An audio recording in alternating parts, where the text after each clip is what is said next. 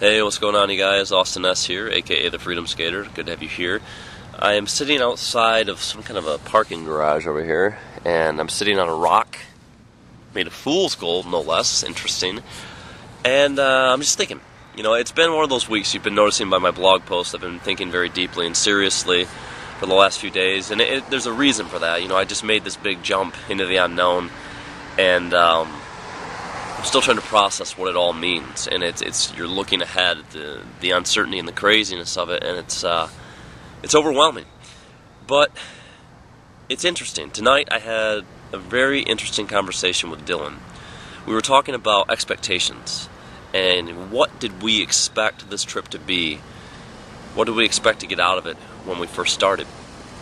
And when I think way back to that, to what I was thinking and what I felt at that time, I was picturing a journey across the United States, an adventure like no other, but a vagabonding adventure. There was not supposed to be all kinds of expectations or huge responsibilities or stress or anything like that. Just survive, go and speak, inspire, do all these things, but it was never supposed to be this big, huge, exhausting, massive endeavor that would consume everything that is me. And that's what it's become. And that's a good thing. That's a good thing that it's become that, but I would be lying to you.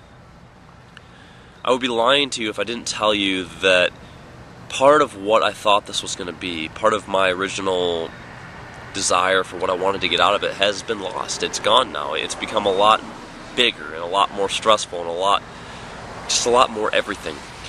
And that has to do with bringing the investor on board and bringing Dillon along and all these people who are helping me out. Suddenly there's people who believe in you.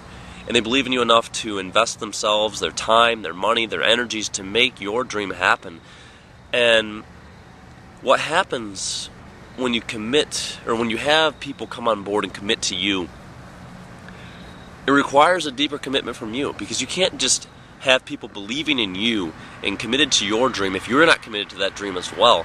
And therefore, the stakes are higher. The stakes are so much higher than they ever were. And that's what I want. That's definitely what I want, and it's hard, but it's what needs to happen. But it's got me thinking about, what is freedom? If freedom is not just doing what you want in the moment, not just doing what feels good or what feels easy, because it would be easy in some way that might not make sense to you. It would be easy for me to grab my skates right now and just go skate. Go skate across the country, leave behind all the support, all of just everything, and just go. But when I think about that, that's selfish. It's weak, and it's not what I want to be, because that means I'm just committed to doing what's easy and what feels good in the moment, and therefore a slave to my emotions. I'm not free at all. That's not freedom. It's less than freedom. It's weak. So what is freedom? I don't think at all that it's just a commitment to other people's expectations and what they think you should do.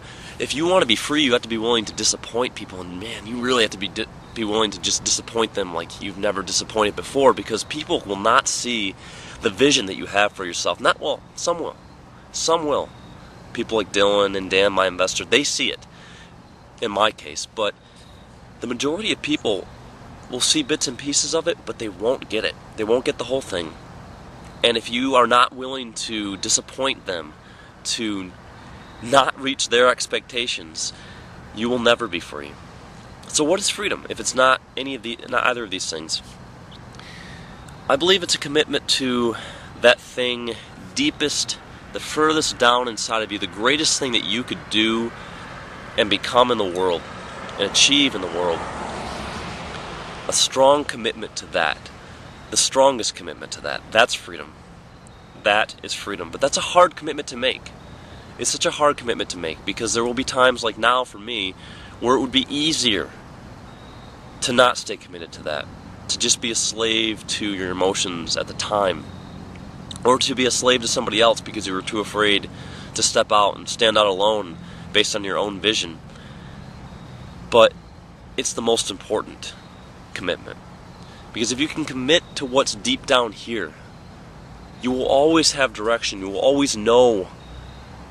If you really commit to it, you will always know what you should do, even if it's the hard thing.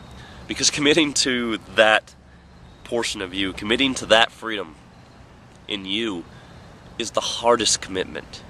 the hardest commitment you can make, but it's also the commitment that's going to make you achieve the most incredible things in your life, have the most incredible experiences, that's going to push you beyond your limits, beyond what you thought was possible, that's going to make you live greater than you could possibly have lived if you had committed to something else.